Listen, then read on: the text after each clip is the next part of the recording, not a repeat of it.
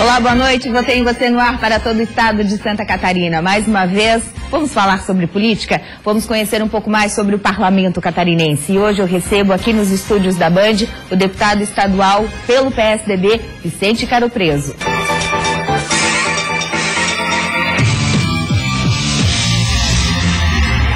Vicente Caro Preso, que já foi deputado federal e hoje é deputado estadual da bancada tucana, aqui compõe a bancada tucana na Assembleia Legislativa. Tem 59 anos de idade e foi eleito deputado estadual com 41.089 votos. Representa a região de Araguá do Sul, mas é blumenauense, né?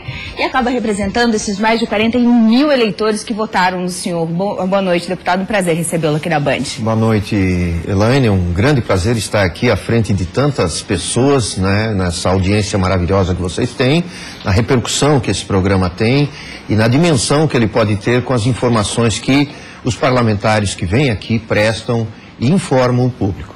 Obrigada, deputado. Bom, o senhor começou na vida pública sendo vereador de Jaraguá do Sul, não é? Mas é médico de carreira. Como é que foi esse encontro aí da carreira médica com a carreira política e depois os mandatos, né? Deputado federal e hoje deputado estadual. Bom, quem gosta de ser médico é porque gosta de gente. Gosta de pegar em gente, gosta de saber de onde essas pessoas vieram, seus costumes. E eu sempre, desde que fui formado em 79 aqui na UFSC, eu sempre procurei, eu sou clínico, sou neurologista e também atuo na área do sono, da medicina do sono. Eu gosto muito de conversar com as pessoas. Isso é uma característica minha. Gosto de saber de onde que veio, que língua fala, enfim, para mim é importante essas coisas. E tem um ditado na medicina que diz assim: quanto mais você dá condições para uma pessoa, mais ela te informa. E mais fácil é o trabalho do médico de descobrir as dificuldades e fazer o diagnóstico. Então, quanto mais eu pego na pessoa e quanto mais eu converso, menos eu preciso gastar com exames. E mais fácil fica a medicina. E também mais humanizada. Então, eu sou daqueles médicos meio antigo, não sou tanto assim, né? Mas eu gosto demais da medicina clínica. E isso aproxima a gente das pessoas, né? Desde que eu cheguei em Jaraguá do Sul, eu comecei a me envolver com a associação médica, fui diretor de hospital durante 4 anos lá. Dentro dessa direção de hospital procurei recursos para melhorar a qualidade do diagnóstico. Tinha apenas em Jaraguá 2 aparelhos de raio-x, um meio quebrado, o outro que a gente tinha que se benzer antes para tentar fazer aquilo funcionar. A situação já era difícil na saúde desde aquela época? Era uma dificuldade sempre de financiamento, né? E então nós nos envolvemos na montagem de um centro de imagem de um hospital. Fizemos uma junção de alguns médicos com o hospital, recebemos doação de um empresário, lá o seu Vander Veg, lá da Malve, e desde então, desde 1994, nós não precisamos de um centavo de dinheiro público para transformar nesse grande centro de imagem, que tem ressonância magnética, tomografia e raio-x, densitometria óssea, tudo o que... E agora a medicina nuclear, né? Então é uma coisa que foi dando satisfação, você vai se aprofundando nos teus relacionamentos e vem daí por, assim, de bobeira, acaba você caindo dentro da política, você chama atenção, você é conhecido, né? Deputado, e dá para transferir esse relacionamento médico-paciente para eleito e eleitor? Existe é o mesmo olhar, é o mesmo carinho? O senhor tem essa mesma proximidade hoje em dia? Ou não? O que dá para trazer da vida de médico para a vida do político? Eu sempre digo assim, ó, eu vou continuar atendendo os meus clientes e atendo segunda de manhã e sexta de manhã, pode fazer chuva de canivete, qualquer coisa, eu estou no meu consultório. Eu acho que eu atendendo, eu me acalmo e é uma vacina contra a maldade. A gente acha assim, né, política tem muito de você estar sempre no limite, né? O que eu posso fazer para melhorar, mas e também você tomar o poder, é você ter o poder. E aquilo perturba alguém. Se você está no poder, alguém queria estar no teu lugar, né? Então, nesse jogo todo, você tem que ter calma, você tem que ter tranquilidade e, acima de tudo, bons princípios. E acredito que a medicina é uma maneira de você transferir o teu carinho, o teu amor por uma pessoa, e é da mesma maneira que eu vejo assim na política, que a gente consegue ajudar as pessoas fazendo um mandato e fazendo um bom mandato e otimizando todo minuto que passa dentro do parlamento. Quais são os principais desafios da política, deputado? Eu acho assim, o poder legislativo é o mais transparente. Todo mundo entra, sai, você vê que tem o pessoal da greve dos professores estão lá acampados, quer dizer, eles sabem mais da gente do que até a família da gente. Todo mundo sabe, né? Você diz um A, um B, todo mundo está sabendo na mesma hora, tempo real agora, né? Então, transparência, bons princípios e você focar as coisas. Na hora que você quer abraçar o mundo, você acaba não ficando com nada. Ter foco. Ter foco em algumas coisas.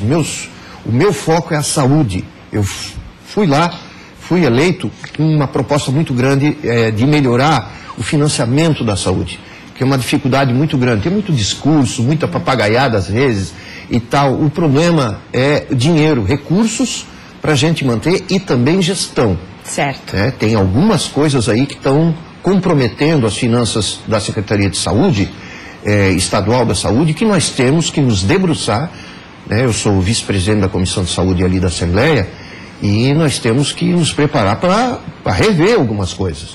A gente vai esmiuçar isso mais à frente no programa, deputado. Agora, no final deste primeiro bloco, tem uma pergunta que veio de eleitor para o senhor. Sim. E vem de encontro, né, essa questão de desafio na Assembleia Legislativa, e eu acho que é uma pergunta bem interessante, vem de Joinville, tem a ver com a bancada tucana. O Alcides Fracari, lá de Joinville, pergunta o seguinte: qual é o posicionamento da bancada tucana na Assembleia Legislativa? O PSDB hoje, deputado, é oposição ou apoia o governo Raimundo Colombo? O que dá para responder para o Alcides e para todos os eleitores aí que têm essa dúvida? Nós temos um posicionamento em relação ao governador Raimundo Colombo, um posicionamento assim, aprovar aquilo que nós achamos importante, né? E nós vamos ser contra aquilo que nós achamos com grande dificuldade. Eu já me encontrei, no caso ontem, e recebi um apoio grande para os hospitais de Jaraguá do Sul.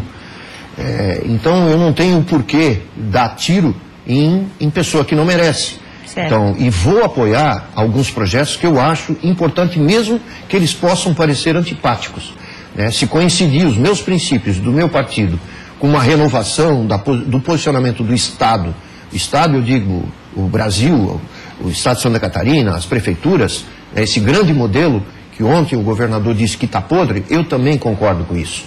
Nós temos que rever, nós temos que cortar na carne para melhorar a qualidade de serviços para a população.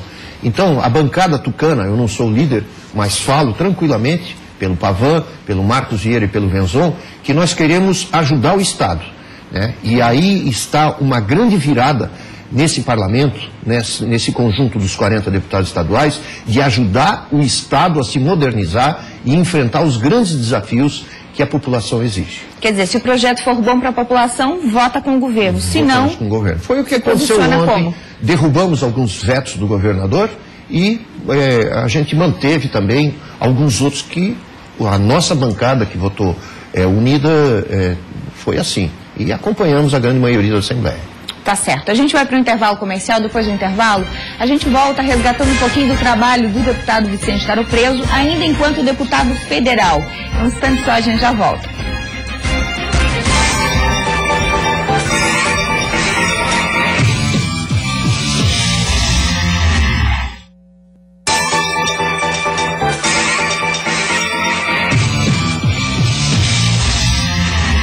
Vicente Caro Preso, deputado estadual pelo PSDB, o meu entrevistado de hoje, aqui nos estúdios do Votei em Você, no ar para todo o estado de Santa Catarina. A gente vai relembrar um pouquinho do trabalho do deputado Vicente Caro Preso enquanto deputado federal.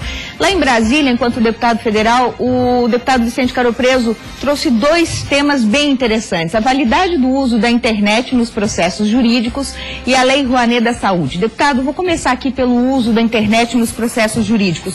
Foi uma discussão que começou no seu gabinete, foi uma proposição sua, e depois o senhor saiu, né, do mandato e houve continuidade, a lei foi aprovada e hoje é lei, não é? Vamos só explicar para o catarinense o que muda, o que essa lei traz de benefício para quem está nos assistindo agora. Acima de tudo, essa lei trouxe agilidade nos processos, né?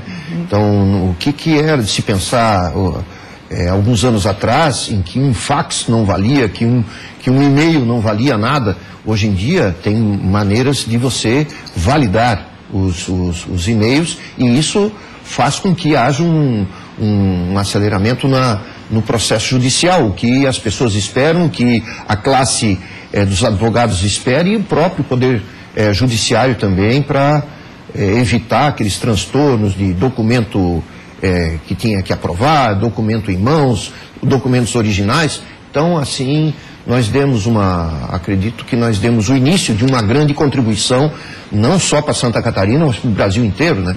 O que era se esperar, mas a ideia partiu lá do gabinete. E dá um pouco mais de tranquilidade jurídica também, ou segurança jurídica para quem navega muito na internet e troca informações pela internet, né? Hoje o uso de e-mails pode ser também juntado a processos, troca de mensagens, então tudo isso facilita um pouco também na juntada de provas, no caso de um processo, né? Acho que isso também merece aí um olhar especial, porque hoje tudo, praticamente 90% das nossas conversas, elas navegam pela internet, né, deputado? A gente até respira, talvez, pela internet. Pela internet é tudo. E até a gente tem que dosar o uso da internet, porque isso dá problema de saúde. Tem pessoas com neuroses, né? Tem pessoas que não conseguem mais se libertar dos aparelhos eletrônicos, jogos compulsivos, né? Na internet já tem doenças catalogadas de uso excessivo de computadores, por exemplo, jogo compulsivo, né? E também os distúrbios de sono. Tem pessoas que não dormem ou dormem com aparelhos eletrônicos. Isso perturba muito, porque ativa demais o cérebro no momento que o cérebro devia estar quieto, parado, se preparando para descansar. Muito interessante. Então, deixa eu aproveitar que eu estou diante de um deputado que é especialista médico, né? Especialista na área do sono. Dá uma dica aí para o pessoal que está assistindo a gente. Essa questão de internet, quantas horas antes do sono, né, à noite, a gente deve desligar da internet para ter um sono tranquilo, uma vida mais saudável? Agora, doutor Vicente Caropreso, né, falando. Por isso que mistura, né? mistura médico com coisa. Uma coisa leva a outra, né? Uma coisa leva a outra. Então, 1 hora antes é o suficiente para você desligar todos os equipamentos eletrônicos, seja televisão, seja celular, smartphone, essas coisas todas. Por quê? Porque o cérebro, ele requer repouso. Repouso que também tem que ser o de luz. A luz, se você quiser deixar uma pessoa acordada mais tempo, você toca um facho luminoso na cara da pessoa. Você ativa o cérebro, né? E se você quiser ativar mais ainda, você dá conteúdo, ou seja, você dá informação. Ora, o computador, ele traz iluminação e conteúdo. E assim o teu cérebro vai persistindo ativado, quando ele deveria reduzir a atividade, né? E a gente sabe, principalmente nas crianças, né? O grande problema de sonolência excessiva nas crianças é o uso abusivo de computador durante a noite. É um reflexo muito negativo, né? É ruim. E assim, os pais são culpados, né? Os pais têm que coordenar a vida na internet das crianças, tanto pelo acesso a conteúdos inadequados, quanto àquela hora ideal. Porque criança e adolescente, eles liberam uma quantidade muito grande durante o sono, em algumas fases do sono, de hormônios de crescimento e de várias outras situações, e isso é necessário que ocorra durante o sono, né? Então, é todo um processo de metabolismo que acontece e é interrompido por um sono inadequado. Então, o excesso de apetite na pessoa que não dorme direito, normalmente ela libera mais cortisol. O cortisol faz o quê? Aumenta a glicose, né? Isso tudo faz com que você acorde querendo comer igual um boi. Então, muita gente que tem insônia crônica tem aumento de glicose, tem aumento de apetite.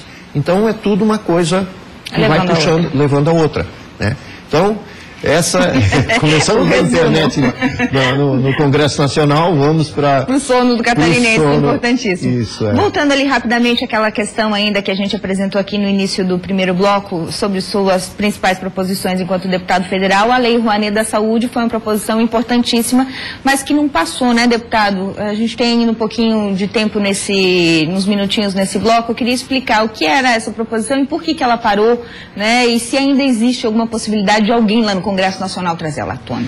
Eu acho que seria uma grande oportunidade nesse momento de dificuldade terrível, né? Saímos na semana passada de uma reunião com todos os dirigentes de hospitais e as pessoas que envolve todo esse sentimento, a Frente Parlamentar da Saúde, dirigentes da Secretaria Estadual de Saúde, estivemos debatendo a saúde financeira dos hospitais, né? O que propunha, né? O que eu queria com a Lei Rouanet da Saúde? Ora, a Lei Rouanet, a gente diz assim, eu posso doar 1% enquanto pessoa jurídica e 6% enquanto pessoa física para projetos de cultura. Justo. Grande parte dos filmes, hoje em dia, que saem por aí, que são feitos os filmes, são feitos com essa base. Muitos projetos culturais aqui de Florianópolis, de Jaraguá do Sul, enfim, teatro... Tem base na Lei Rouanet? São com base na Lei Rouanet. Como é que funcionaria na saúde, deputado? Na saúde da mesma maneira, né? Só que, para a gente fazer esse projeto, nós tivemos que adequar no projeto de lei orçamentária, no plano plurianual, o PPA, tudo foi adequado, tudo foi colocado conforme a lei mandava, a lei orçamentária, para dizer, eu vou tirar do orçamento tantos milhões de reais para esse tipo de lei, né? E isso seria discutido em cada estado da nação, através de comissões, para dizer aonde nós vamos liberar os projetos da Lei Rouanet. Por que parou o projeto? Justamente no ajuste fiscal. O senhor doutor Pedro Malan, né, uma coisa muito triste aquele dia, né, porque seria uma grande revolução, uma outra fonte de saúde, de dinheiro para a saúde, né. Infelizmente, como hoje nós estamos vendo o ajuste fiscal, nós vimos em outra época também. Vamos torcer para que esse assunto volte à discussão aí, né, nacionalmente falando, para que a gente possa ter, né, seria um grande avanço e mais uma arma para a gente prover a saúde de mais recursos. Mas aqui em Santa Catarina, se por um lado, esse programa não deu certo, esse projeto do deputado federal Vicente Caro Preso não deu certo, parou lá no Congresso, aqui em Santa Catarina, ele resgata agora uma discussão bem interessante e a gente vai para o intervalo comercial. Depois do intervalo, a gente vai discutir esse assunto, discutir esse projeto, que é o Saúde Mais 10, na Assembleia Legislativa. Um instante só, a gente já volta.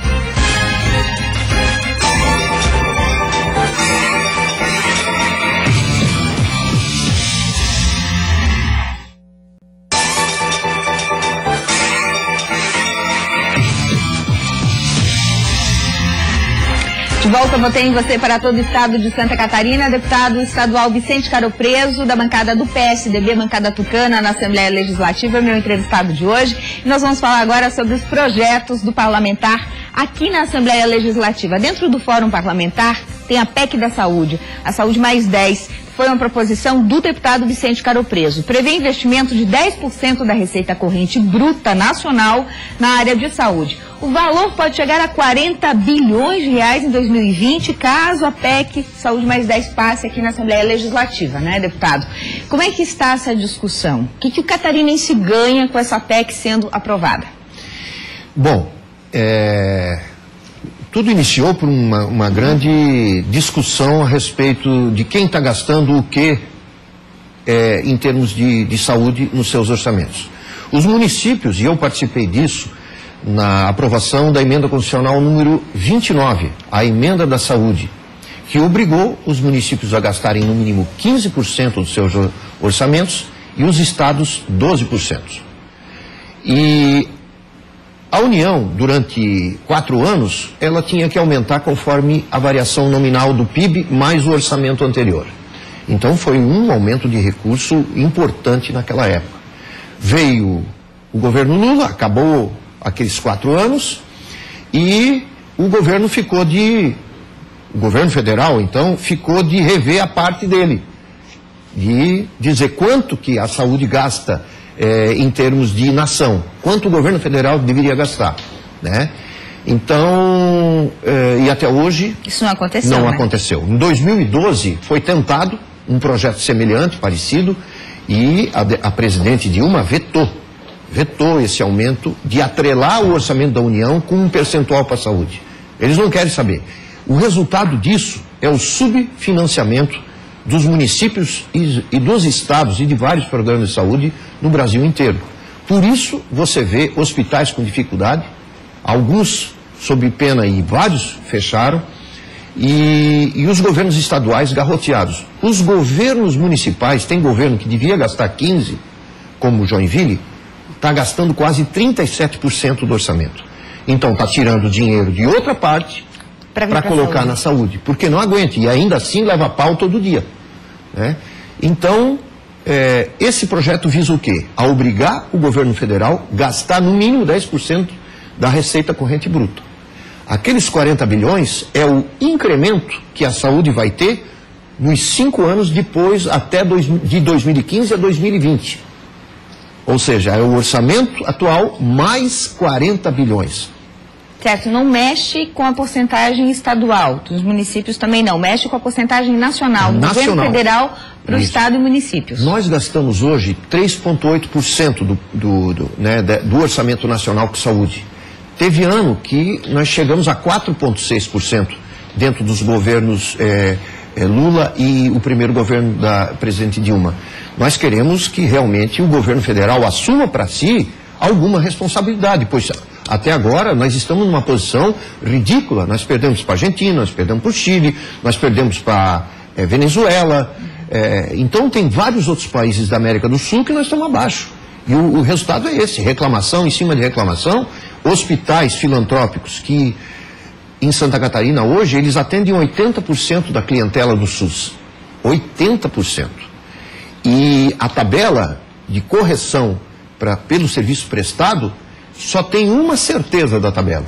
Quando qualquer cidadão ele é atendido pela tabela SUS em um hospital filantrópico, a certeza é que vai dar 40% de prejuízo. Está defasado há muito tempo essa tabela, né? São 14 anos sem mexer nada e o governo nega-se a mexer na tabela e entende que repasses de incentivo fora a tabela são os ideais.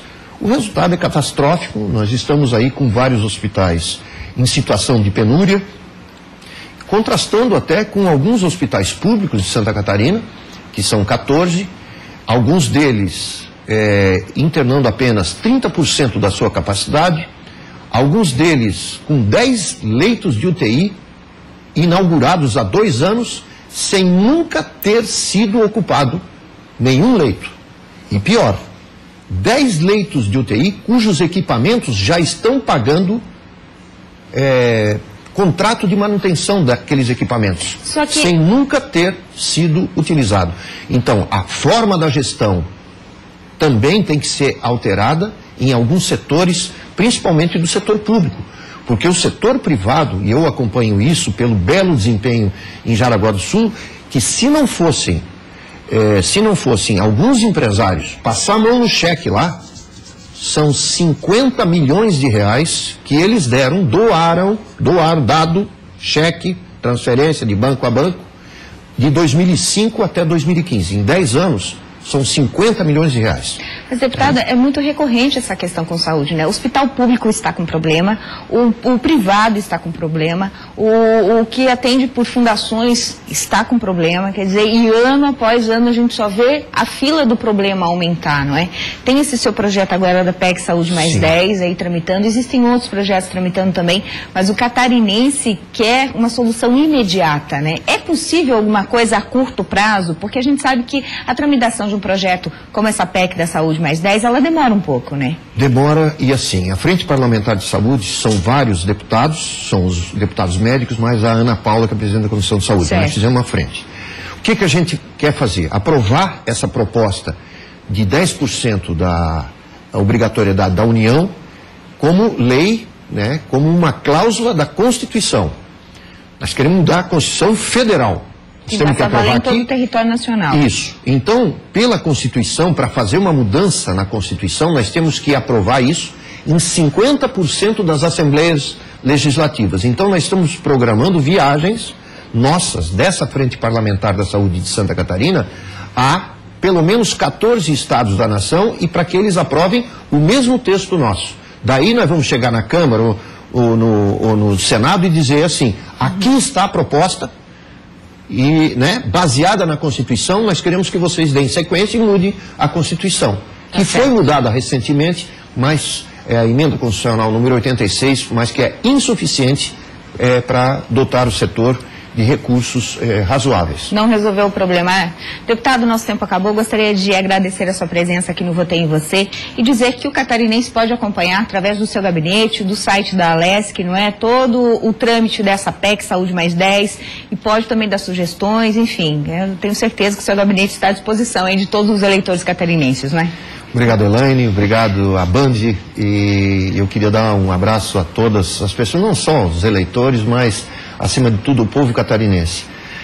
Podem contar comigo, com o meu gabinete, com o meu staff, com as pessoas que trabalham comigo, e acredito que a gente vai poder contribuir, principalmente na área da saúde, na área da segurança, lutando desesperadamente por educação em tempo integral, que é uma coisa que a gente podia ficar o dia inteiro aqui. Eu, como comissão, o presidente da Comissão da Criança e do Adolescente, vejo nisso como uma grande solução. Um abraço a todos. Obrigada, deputada. Obrigada para você que curtiu o Votei em Você em todo o estado de Santa Catarina. Vem aí o Jornal da Band. Aproveite bem seu final de semana. Nos veremos no sábado que vem. Um abraço e até lá.